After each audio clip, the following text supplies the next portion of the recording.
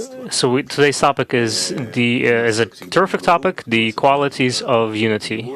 As always, we have many groups with us. You can ask your questions live, and we're going to ask Dr. Laitman. We will start with a question from St. Petersburg. What is the benefit of unity and being united one with other souls? Rav, the benefit is that each individual soul is not considered to be a soul. It is merely a small part, detached, separated from all the other souls. It cannot feel anything spiritual within itself. Only a certain longing, a desire for spiritual fulfillment, for sensing the Creator, and no more than that. So, an aspiration for unity in the soul, it's included in the nature of the soul. Host. So you said that beautifully, a longing, a yearning. So we have this record in us, right, Rav? Yes, in each person. But with some, it's deeper. With others, it's more on the surface. Host. So you're saying that either way, everyone is going to come to this, right? If this record is there. Rav, absolutely. All humans will inevitably come to this desire for unity and to reveal the Creator within that unity. This is included in our root, in the Creator who made all of this, the light, unity, the quality of love and bestowal. We cannot escape this. Host, could you depict the mechanism of spiritual unification? Maybe he wants you to draw it somehow. I don't know. Rav, how can I draw something like that? A mechanism of spiritual unification? I drew many times a juxtaposition of desire. I don't know. Maybe we try again.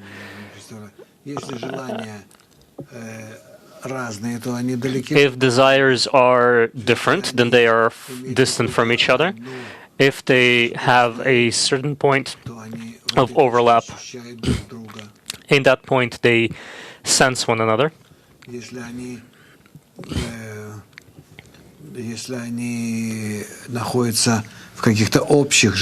If they share some desires, then the segment between them, it determines their common state.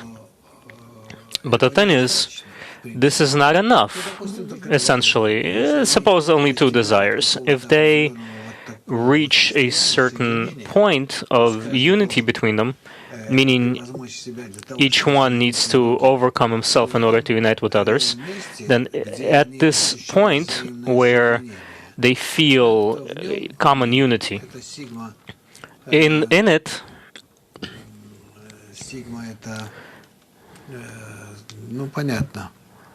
the sigma, everyone knows this symbol. It's a symbol of unity, of connection. In this common unity, they feel a quality called the Creator. This is how it works. Up until we all unite into a common whole, meaning we will fully cover one another with our desires of love and bestowal, we're not going to reach the end of our correction. And to the extent that these desires mingle in us, between us, the Creator is going to reveal Himself more and more in us, and we are going to sense Him better and better. But again, even the minimal contact that here, on this drawing, for instance, at the second drawing, the contact that we achieve here, it already allows us to start perceiving the upper world, meaning at the very least the exit from our world. There is also an exit from our world to the spiritual world, the higher world, but this is already like an exit from our world. It's like spiritual conception. Host, we have a follow-up question. At the point of where the desires touch each other, I begin to sense my new soul? Rav, yes, but you don't have the soul yet, right? You just have the rishumot, the information gene, the spiritual gene, but it's not developed yet. It's like a seed, a drop of semen. If it doesn't get into a place where it can develop, it's not going to develop. Host, question from Odessa. Why does the individual soul why is it that the individual soul cannot feel anything spiritual? If it's a new sensory organ, like eyes, I don't need a connection with other people to sense anything. Rav, yes, but this is different. This sensory organ is not in similarity of form, in equivalence of form.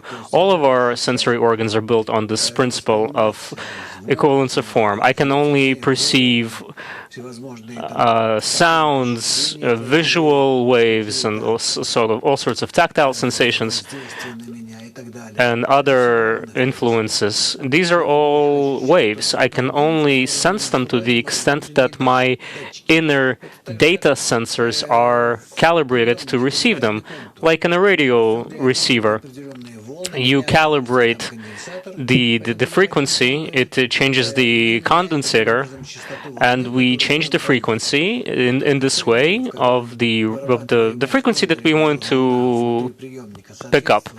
And to the extent that the frequency on the inside, the internal mechanism of the radio, is similar, equivalent to the frequency on the outside, we pick up that specific frequency of all the different frequencies that are out there, and we register it in the radio. So this is what we need to do with ourselves. We need to build this frequency sensor that would pick up on spiritual frequencies.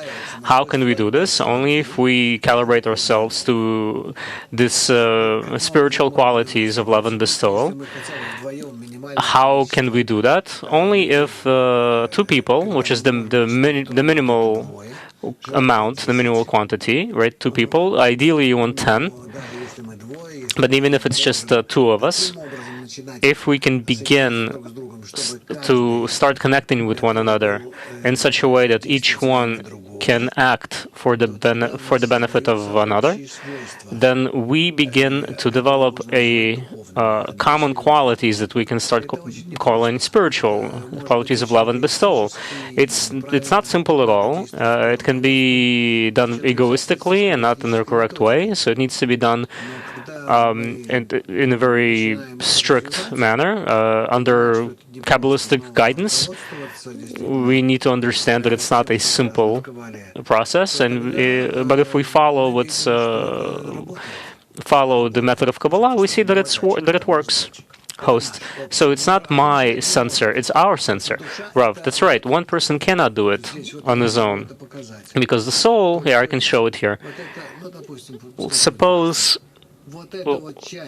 this part between us, our common part, our shared part, that's called the soul.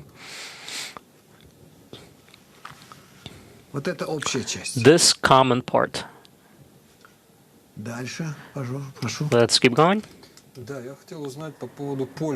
Host. Yeah, I wanted to know about the benefit to unity. On the one hand, we see that scientists have already proven that there are benefits like from health to all sorts of like economic achievements, from benefits of unity. I like it. If people at work unite, they work well as a team. We see the benefit of unity on a corporeal level. Well, what's the benefit in spirituality? Rav, there are benefits in every level. Even if thieves and burglars and criminals, they unite, they profit from it. They benefit. Host, especially if you unite against someone else, right? But what's the benefit in spirituality? That's what's not clear. Rav, in spirituality, that's not why we unite. We unite in order to develop the quality of love and of bestowal, which is like the Creator. I don't have any other opportunity. Look, let's make another drawing. I am an egoist. This is my ego. I only exist in it, and it's very clear, and I am separate from the Creator. Around me here is the Creator, spiritual frequencies, And Kabbalah explains very clearly how to sense them, but I am opposite to them. I am so opposite that I don't even, this oppositeness doesn't even register in me. Now, how can I create in me similarity? Similarity, so that under this formula of similarity, right, this is the symbol for equivalence. For me to start sensing something on the outside, what happens on the outside, I don't perceive the Creator's frequencies. I don't perceive Him. I perceive myself, a tiny egoist that lives for himself, exists for himself only, and then this short life ends, and that's it. Now, how can I make myself into being similar to the Creator? I need to turn myself from my qualities to the qualities of love and bestowal, like His. How can I do that? This is why we have a very simple method, which is what the Creator did. He took and He broke this soul into many different souls. Many different souls. And each one became egoistic. Now, if we unite them between each other, we will achieve a quality of love and bestowal and altruism. So, if you want to perceive the Creator, you have a very clear task here. Let's say, if you take yourself, this is you and this is your friend.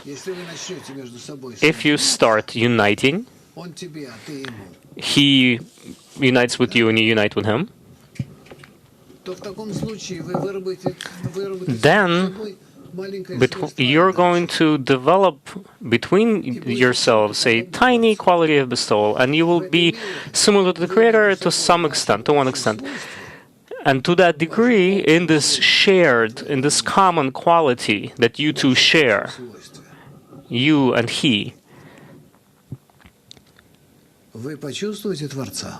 you will perceive the Creator, but only you, not the rest. Host, it seems clear, but Rav, so this shared quality is called the soul. Host, so, okay, but what's not clear is if the Creator were revealed, or even not Him, but like a quality of His, then I could see, okay, that's His quality. Now I can try to reveal this quality between myself and others. But what is this shared common quality of the Creator? Rav, that's the quality of your bestowal. Try to think not about yourself, but about the friend. Host, but how does this manifest in our world? Rav, try to do what He wants. Host, but that's impossible. I can barely satisfy my desires. How can I satisfy His desires? Rav, that's perfectly clear. I understand. We all understand you. And so, in order to become like the Creator, there is a method. You cannot just, suddenly decide that you want it, and it's going to happen. Oh, so even if He were to show me what bestowal is, I wouldn't be able to do it? Rav, no, you wouldn't. You need to work on it gradually by invoking His force, the Creator's force, by drawing this force that you draw when you want to unite with others, when you exert to unite with others. It's called Or Makif, surrounding light. Now, all of Kabbalah is built around how to draw this surrounding light. Host. So interesting, right? The Creator doesn't want me to acquire the quality of bestowal on my own. Rav, it's not like, He wants, He doesn't want, He doesn't have this, these wants. The Creator is a general force of love and bestowal. He doesn't play with us like people play with each other. It's just a general force of love and bestowal. In order for you to be able to adopt this quality, you have a method. Because there is nothing in common between you and the Creator in order to understand Him. There is only this mechanical game with the friends. When you play with them, and you learn Kabbalah, you study Kabbalah that tells you about these upper qualities, and you draw these qualities onto you, and it changes you, and it allows you to connect with the friends. And in the connection with the friends, as we drew just now, you will feel the sense creator in you. Host, we have a question from St. Petersburg. What are these magical qualities in Kabbalah? It's not magic, right? Rav, why magical? We call the quality of love and bestowal wondrous because it allows us to exit the bounds of our ego and feel the next degree. The upper world is here. It exists here. It's not somewhere else. We just need to perceive it. We need to go outside the bounds of the ego and sense it in the new qualities. It's like you go from one frequency in your radio receiver to a different frequency. Same thing here. You switch from egoistic reception of receiving information to an altruistic one, to a different frequency. Host, can we call that a miracle? Rav, well, yes, we can technically call it a miracle because it doesn't exist on the level of this world. It doesn't exist here. It only happens if a person draws the influence of the upper light onto himself. Host, does it happen unexpectedly for the person? Rav, yes, it happens unexpectedly. And it's very unexpected. Host, so what does the person feel? Rav, he feels that he is ready and capable of giving and bestowal, and he's able to live here. Host, to love everyone? Rav, yes, everyone. He feels that it's all just one creator. Host, so like I am a single tiny cell, and suddenly I start to feel that I'm part of a big organism? Rav, yes. Host, question, what does it mean that I'm thinking about myself or about someone else? I'm still me, I'm the one thinking. Rav, no, the difference is, are you thinking about yourself or you're thinking outside of yourself? If I am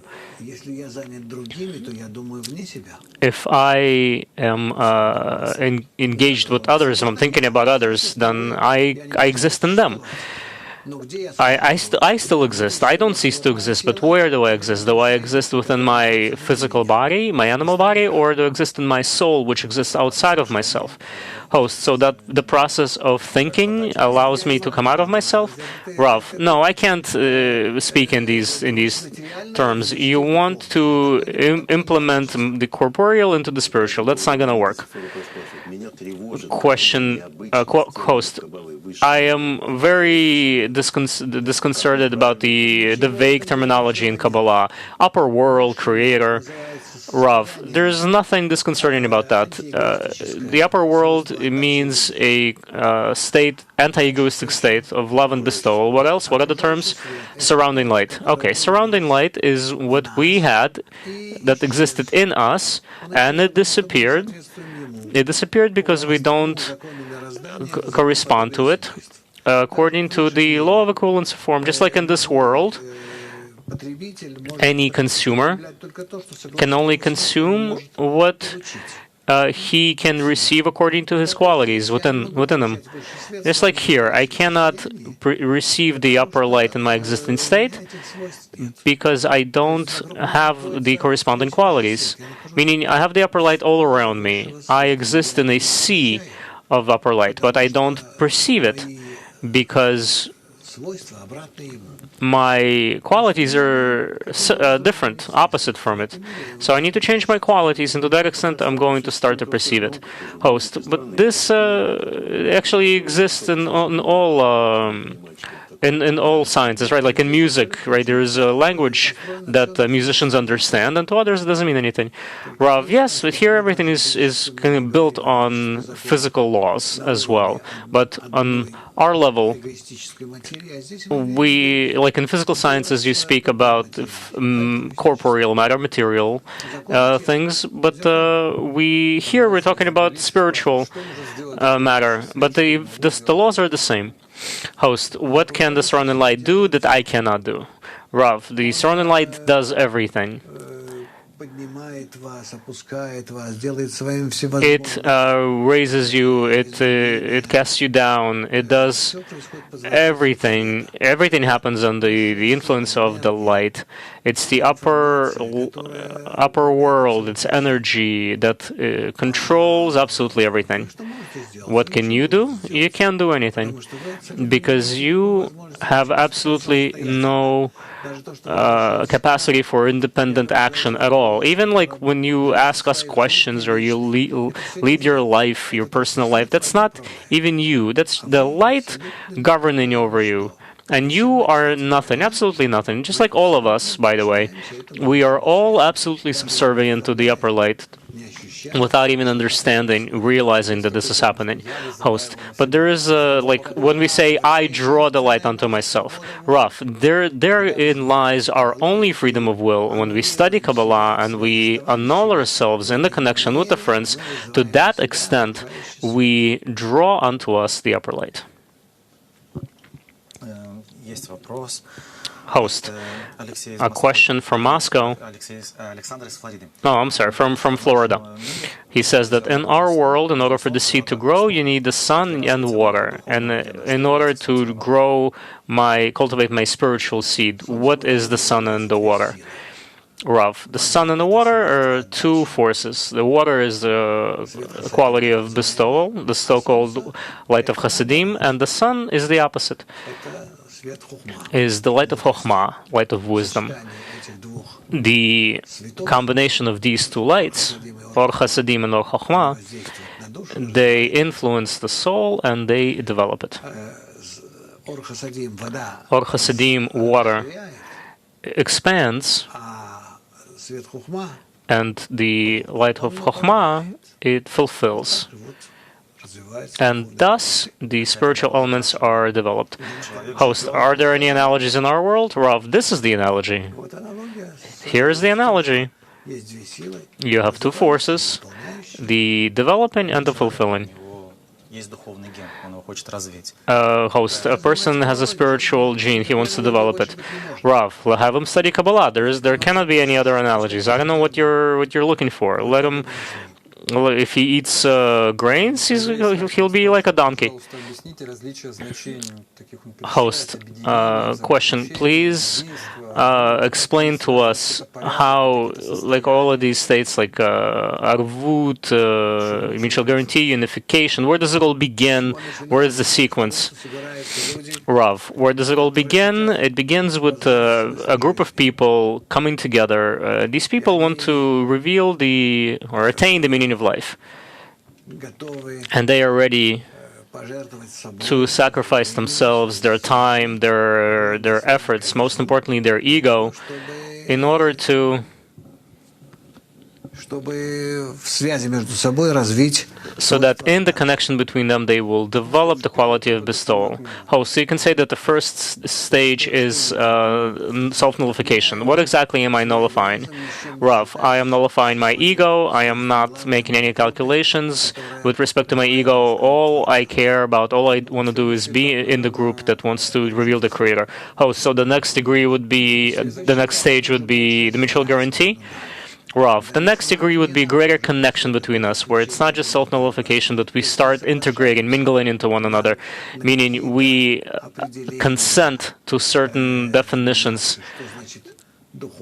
What is spirituality? What are these qualities of love and bestowal and integration and restriction, screen, and so on?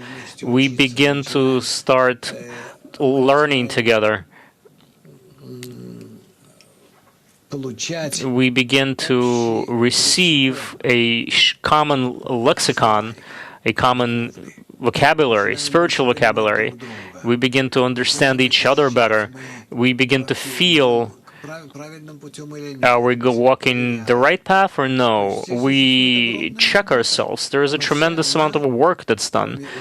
But all of it, outside of the study, is built on the unification between us. Host. So after this increased connection, the last is the unity between them, right? Yes, Rob says yes. Host, my longing that you mentioned earlier for the spiritual, is it going to grow smaller or larger? Rav, my longing for the spiritual is going to grow larger, of course.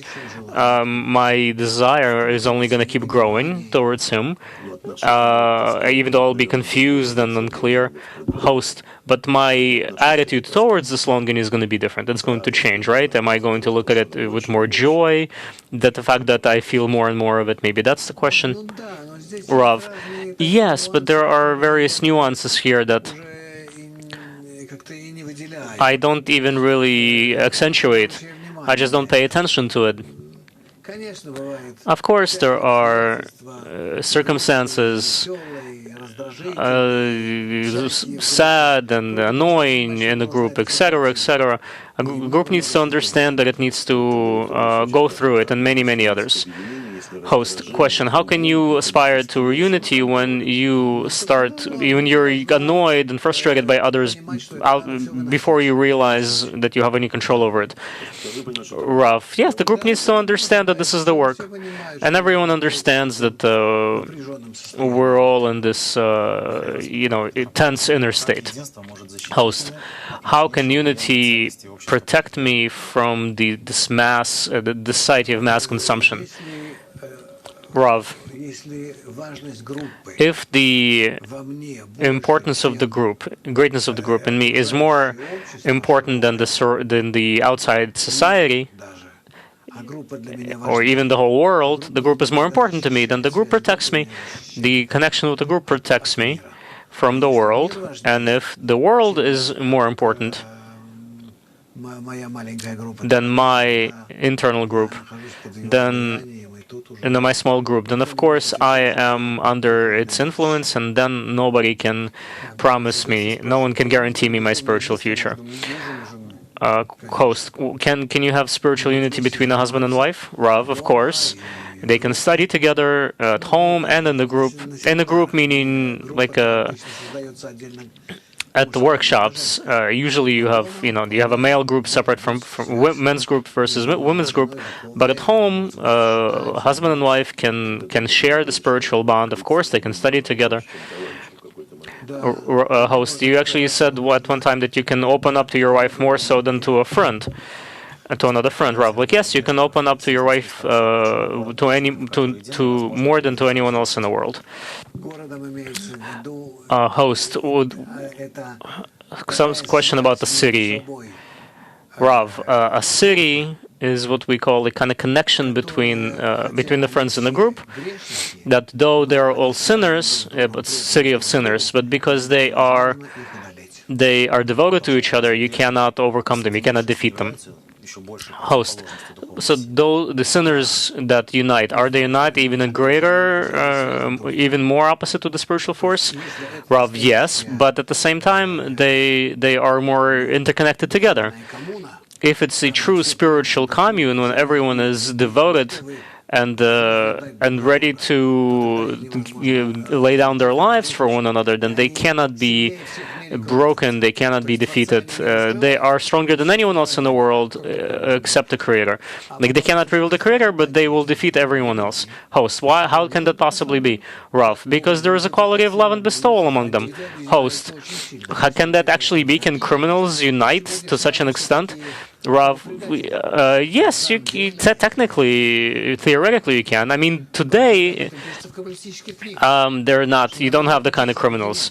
But in the Kabbalistic books, you actually have. It's described that criminals can be united to such an extent that they become very, very powerful. They have more unity between them than anyone else. Host. So it is a city, right? It's surrounded by a wall, so that's what protects them, right? Rav, yes. Allegorically, right? The city has a wall around it. If we build a wall around us, around our unity, and we don't allow anyone to break through this wall, to violate, to disturb our unity. Even if we're not fully corrected, nobody can harm us. Host, let's go back to thieves, criminals. It's an interesting topic. Rav, it's actually written in Kabbalistic books, right? Like, remind me, what's good about thieves? They steal and then they sell it for nothing. Right? They don't care what they have attained. They help each other in everything. They do their work at night, in the darkness, right? When they don't see anything, they don't care. They're moving forward. What else? Host, what else does it say? I don't really... So if the lock, Rav, if the lock doesn't open by itself, they break it. They force it. And there are 4 points. There are 4 more points. Host, where is this written? Rav, I wrote this. It was written by a Kabbalist from the 17th century. I forget. He listed these 8 points. Host. So these are things that you can learn from thieves? Rav, yes, from thieves, also and from babies too. Host, but what unites these people? What method unites them? Rav, a common goal: to steal something and to drink it. Host, but we see that it doesn't always work. Rav, look, it doesn't say that it works everywhere, every time. Just it's something that we can learn from. Imagine such a band, a gang, and understand. This is allegorical. Host, we have a good moderator here that found it. Okay, so he found the text. He's joyful in everything. He's always restless and desires fully into all of his being. So things that we can learn from a thief. What he hasn't attained the night before, he tries to attain this night. He's devoted to his friends. He risks himself to acquire even insignificant things. What he stole, he sells for nothing, for a trifle. He sees the benefit to his trade, even if others don't. If he tries to open the lock, and if the lock doesn't open, he breaks it. And it's written by Magid, a great Kabbalist of previous century. The 10 rules of spiritual work. It's not actually it's not last century, but the century before, because this book I wrote in the last century. Host, can I feel the upper light to such an extent that I will start healing in this life? Rav, healing? Yes, it's possible, but no guarantees. It's not easy. Of course, the upper light, it corrects absolutely everything on all levels.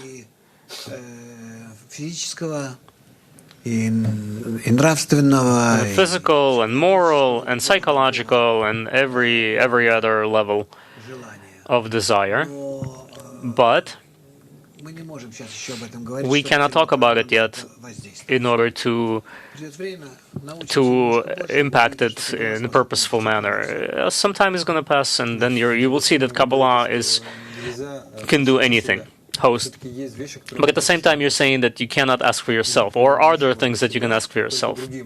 Or is there nothing for yourself but only for others? Rav, yes, but if a person cannot study the upper spiritual work, if something is bothering him, he can ask to rise above these disturbances. Question from Moscow. Dear Rav, why is it that when I study Kabbalah, the Creator puts me in situations that shame me? Rav, that's to teach you to restrain your ego a little bit. What's wrong? What's so bad about you being ashamed? You're afraid that you're going to be caught in unflattering circumstances. It's to help you lower yourself, to detach from your ego. Host, what does it mean that he who multiplies knowledge multiplies sorrow? What sorrow are we talking about? Rav, he who multiplies knowledge multiplies sorrow, because if we multiply knowledge but don't balance it out with the system of bestowal, meaning there is the light of Chokhmah, but it doesn't clothe in the light of Hasidim, then in this we discover, instead of the light, we discover darkness. Host, so that's my I that's growing, yes? How can I cancel my ego if I only have the ego? Am I lying to myself? Is it a delusion? How can I cancel the ego? Rav, this is why we have a connection with other friends, so that my ego would serve to help him, and his ego serves to help me. And thus it works that our interconnection into one another, it creates a field, an anti-egoistic field. Question from Chicago. Devotion for one another, is it a purely human quality, quality of human relationships? Rav, I don't know what devotion is. I have not seen this in our world anywhere in its pure form. It's not devotion for one another. It needs to be very clearly...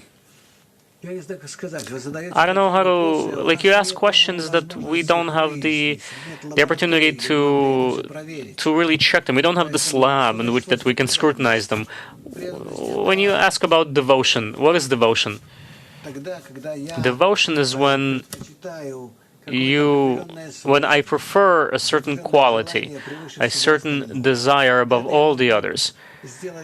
This I can only do if the upper light is influencing me. That's not me, because I don't have anything good in me. I don't have anything bad either. It's just the interplay of two lights, the light of Chokhmah, the light of Hasidim. The greater the light of Chokhmah, the more of an egoist I am, the more Hasidim, the more of an altruist I am.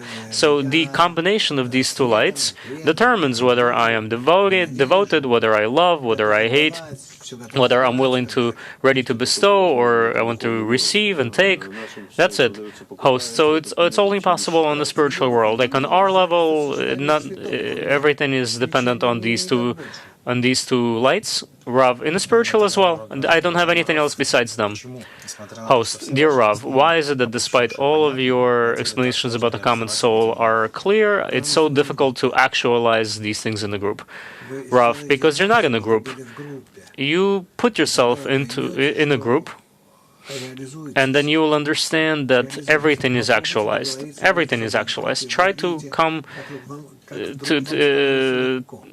unite in the group, and you will see how easy everything becomes, how simple. Everything disappears, everything vanishes, all the bad things. It's only if you acquire the upper light with the friends, it will give you wings. It will allow you to do everything. Otherwise, of course, it's going to be very difficult. Any action that does not invoke the upper light, the upper force, any action becomes impossible. It's just, there's nothing you can do. Host, interesting question here. Why do people come to the Congress? The day after tomorrow, our Congress is beginning. Not tomorrow, the day after tomorrow. Rav, the day after tomorrow, our Congress begins. Why do people come to a Congress? Well, you see, like today, how many people did we have today, guests? Hosts, we have like every day a couple of hundred people that are coming. Rav, so host, so about between today and tomorrow, we're going to have another 1,000 who are going to come. Rav, so why do these people come? It's such a difficult journey, and it's expensive, and it's just hassle. A person just leaves his family to be here. But the charge that a person receives at a Congress, he cannot get anywhere else. And it doesn't depend on me. I'm being very serious. What you hear at the Congress, from me, what you'll hear, and versus what you hear from me right now, when I'm talking to you in front of your screens, it's the same. There is absolutely nothing There's no difference. The only problem is the environment that we're in. As Baal Salam writes in the article Freedom of Will, it's all because you arrive into an environment that influences you. It raises you. It shapes you, and you become pliable. You become you start receiving. You start being like them. You start losing yourself in the good sense of the word, and everything becomes easy. Everything becomes natural because you have a common kli, the common desire that's not shattered into thousands and thousands of parts, but it's common. The upper light then begins to shine in the common desire, and once you have the light shining in the common desire, that's it. Everything else, that changes everything. We begin to sense the life of the soul versus the life of our mortal body. Host, a question from Rostov-on-Don. Where does the fear come from when you want to study Kabbalah? This uncontrollable fear. Rav, the fear when you want to start studying Kabbalah comes from the fact that you don't know what it is, what Kabbalah is. There is nothing better, nothing more as essential as starting the process of correcting your soul. It preceded your life here in this world. It will still be here after your physical body is gone. It's part of your ego, part of your spiritual self. It's here so that you can learn to sense, to perceive your spiritual self while in this life. Start associating yourself with the soul and not with the physical body. This is what we must come to. There is nothing else here that is there's nothing here that's scary or frightening in any way. Host, back in the 3rd century, it was written by Kabbalists that everyone judges to the extent of their corruption. It's unclear.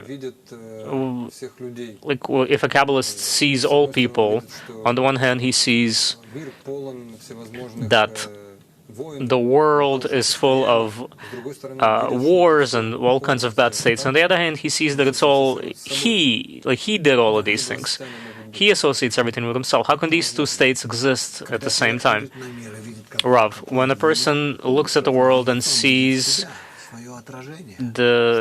he sees his own reflection, that it's all in him, that it's all in me, but I cannot correct all of these things, so that's why I was given a 10. Host, so he sees all these things, but he doesn't say that he's at fault for this. He just sees it. Rav, what do you mean like he just sees it? He can't. He has nobody to blame. You're going to blame the creator? That's the only one you can blame. This is your soul that is given to you, and it's corrupted for you to correct it. Host, so everyone judges to the extent of their corruption. Rav, the more you correct yourself, the more sharp your vision becomes, and the more you see the world as uncorrected, because even the smallest corruption seems great to you. Host, and you complain to the creator? Rav, you don't complain to the creator. You just ask the creator for the light of correction, and so that you can correct it, and you're grateful to him for it, because by absorbing these negative qualities of the world and by correcting them, you begin to attain the greatness, the grandeur of the creator, his exaltedness. Host, so from what I understand, the Kabbalist doesn't complain to anyone. Rav, to anyone. Host, but just to himself. Rav, not to himself either. Everything is done by the creator. Host, but he doesn't complain to the creator, right? Rav, well, to the creator, yes, he does. He has demands of the creator because he is the root of all things. Then, of course, he can only address the creator.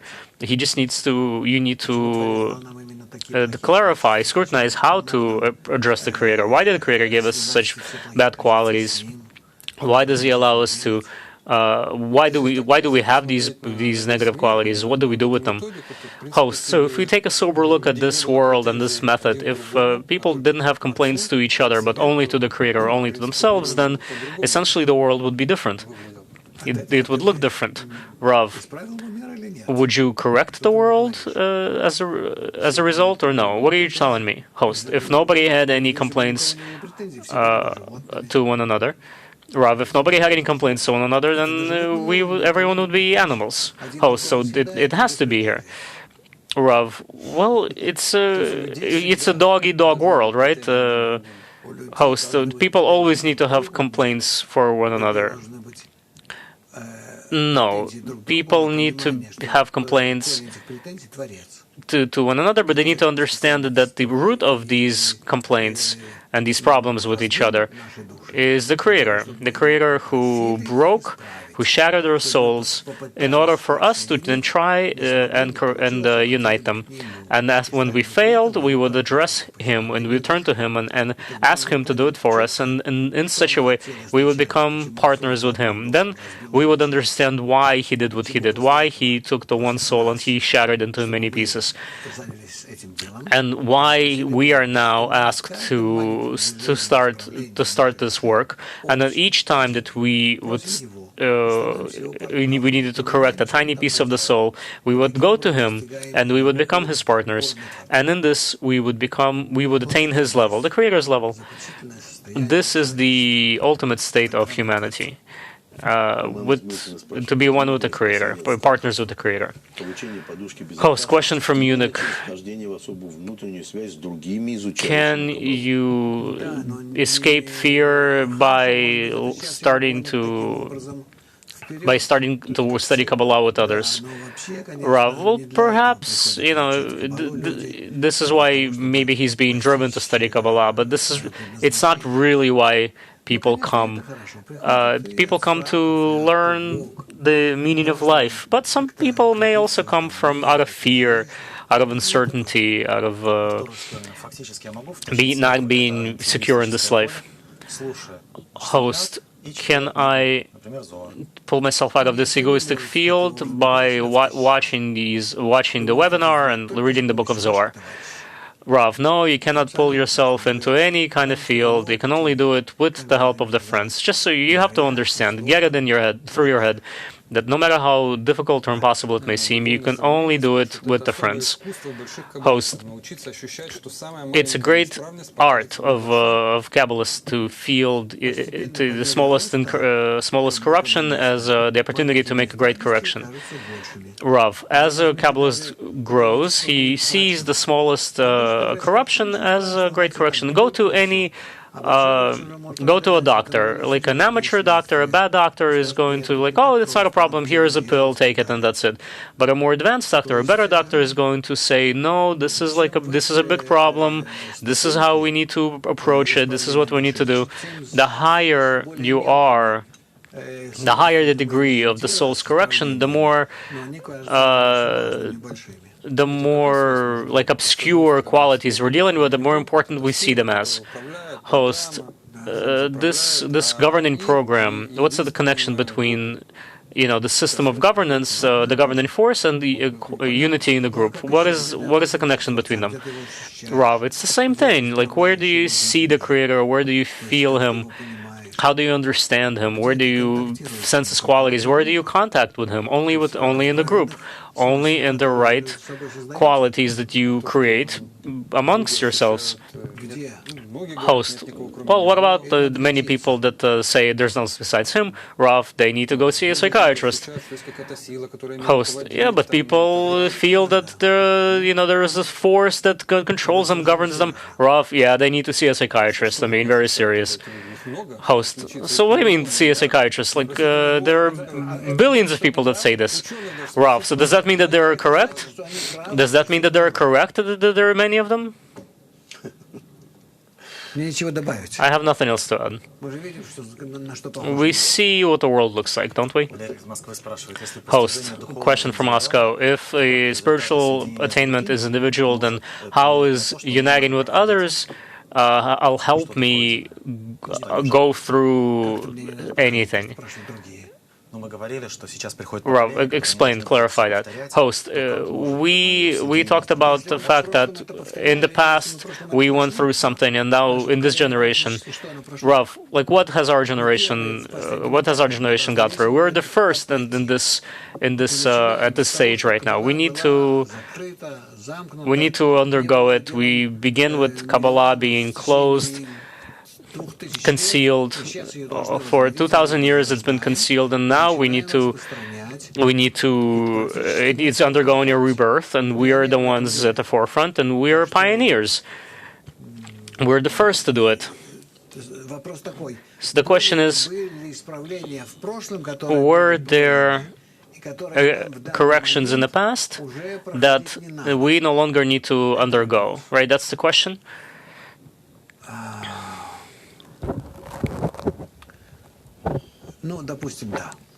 Suppose that's the case. Let's say yes. We're gonna talk about this in depth at some point, because at the degrees of inanimate, vegetative, and animate levels of the soul, the correction is practically complete. But on the human level, we still have to do it. Host, why can't we attain how the Creator is making these actions, but only how we perceive them, the Creator's actions? Rav, well, that's exactly it. These things don't exist somewhere outside, somewhere like some great plan outside, and then it descends, comes down to us. We can talk about the developments in such a way. It's maybe easier for us to understand it that way, but the truth is that everything happens in us, but only from our inner qualities that we don't sense to the higher ones that are closer to us, external ones. Host, what about animals? Do animals perceive the Creator? Rav, no. Host, but what about, like, we take examples of like an ant hill, ant colony, and so on. Rav, in them, the upper force, the Creator, acts automatically. Just like in all people, when we feel that this is a bad person, this is a good person, this is a smart person, that's a dumb person, we don't realize the extent to which this is determined only by the Creator, and no one else. Absolutely by no one else. There's no freedom of will anyone has. Everyone does only what the upper force dictates to them. Host, but it's concealed in us. Rav, yes, it is concealed, but the people that come closer to the Creator's governance, to sensing the Creator, in them it's revealed. They begin to sense whether they're connected to the Creator in a direct way or indirect, whether they actualize His will or not. Host, and then what? So do they feel sorry for the people, for others? Rav, no, why should they feel sorry? They live just as they live. They're being controlled, they're being governed. Host, well, suddenly I feel that I'm the only one that has freedom of will. Everyone else is they're all just robots, programmed. Rav, when you look at your little son, don't you see that he's fully controlled? Host, yes, I do. Rav, yes, so what? Host, well, I do feel sorry. I do feel bad that I have to wait a few years in order to have a conversation with him. Rav, no, you don't need that. It's only going to make him miserable. Why would you need him to understand that he's being controlled, that he needs to correct something? Just the opposite. But if he's given the opportunity, if he has the opportunity to correct himself, then it needs to be revealed to him. But if he cannot correct himself, if he's not in a state, he's not in an environment where he can do that, then absolutely do not do that. Do not put obstacles before a blind person. Host, so I shouldn't teach him these things? Rav, if thereby you deprive him of the opportunity to make a correction, then don't. Host, the unity of a common soul, does that mean that all the Kabbalists throughout history are currently connected to us? Rav, of course. They're not connected to us by a modem but we're all part of one network. Host, he continues, you used to recommend that we ask them questions directly. How do we do that? Rav, you just ask them questions directly. Just go ahead, do it. You'll start developing certain inner sensations. Question: why can I turn away from Kabbalah? I'm like literally sick in the good sense of the word. I'm going to be at the Congress. Rav, come to the Congress, we will cure you. Why do you need to turn away from Kabbalah? What else are you going to do in life? I can't imagine how I could turn away, disconnect. What would I do? What would I do when I get up in the morning? Host, you're like a retiree. Rav, okay, so what if I'm a retiree? Like, what would I do all day with my life? What would I engage in? I would wait for my years to run out, like another year or two. And then what? Host, read something, watch something on TV, internet. Rav, well, yes, of course you can find a way to while away all the time, but it's difficult. It's hard to imagine. Host, well, what do you live for now? What drives you? What is your goal? Rav, today, if there were 40 hours in a day, I would love it. Host is like a fire in his engine. Well, what do you want to achieve that you haven't achieved yet? Rav, me? Everything.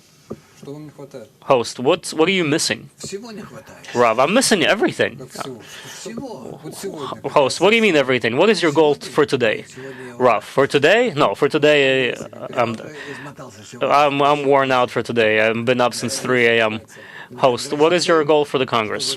Rav, my goal for the Congress is for everyone to weep and cry and hug and understand each other and understand the Creator. And to influence all of our groups in the world. Look, St. Petersburg, Moscow, Romania, Almaty, we saw Azerbaijan. Look at all the people, all the groups, for everyone to be with us. Host, let's say we achieve this. Then what? Rav, then what? Host, okay, so everyone is weeping, crying, the Congress is done, what happens then?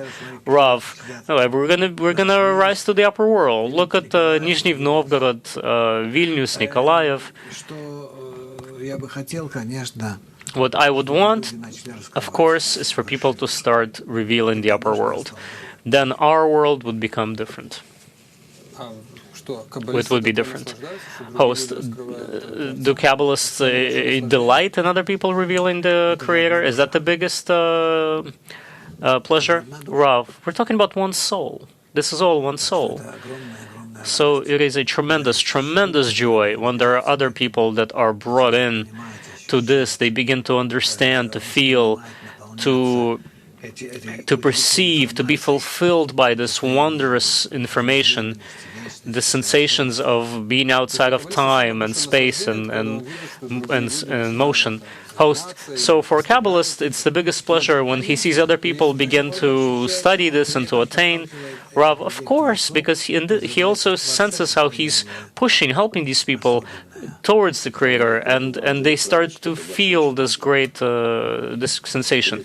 Host, does it give you the fact that these are your students? Do you feel that these are your students, that you're pushing them towards this? Rav, no, I don't feel like they're mine, like my students. Like I give, I bestow, and that's it. I don't have the sensation that they're mine. They belong to me.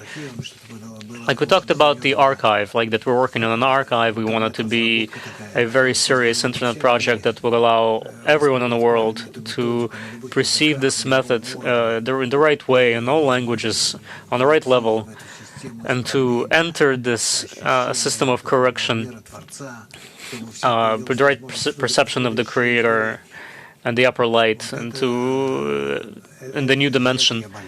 This is what I am concerned with, for this to happen. But people, I gift people everything I can, and then Everything else, it does not belong to me. It belongs to them. Host, I actually don't want to ask any other questions. Okay, we're going to present it at the Congress. Today we did we had a brainstorming session, and we had a lot of interesting ideas.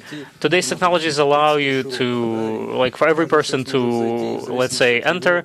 We have like 30,000 lessons, and depending on his desires and what he wants, he's going to be shown a certain kind of material. But for Senka, it would be a different kind of material. He can combine his own, like make his own playlist. He can, he can like adapt our archive for himself. Host, right? It's different from what it was before. Like there was one archive for everyone, but now current technologies make it possible for everyone to kind of individualize it for them, customize it for them. Rav, okay, it will be done. So we will see each other at the Congress the day after tomorrow. It begins at 9 a.m. Host, just one thing that we need to just say. February 27th in St. Petersburg, there is a course that's starting, but we are starting our Congress the day after tomorrow. It's going to go on for 3 days in Ganei Toracha in Tel Aviv from February 20th to the 22nd. Everything is going to be broadcast on Kab TV. Be with us, Rav. Yes, good luck. Be with us, and together we will break through. Take care.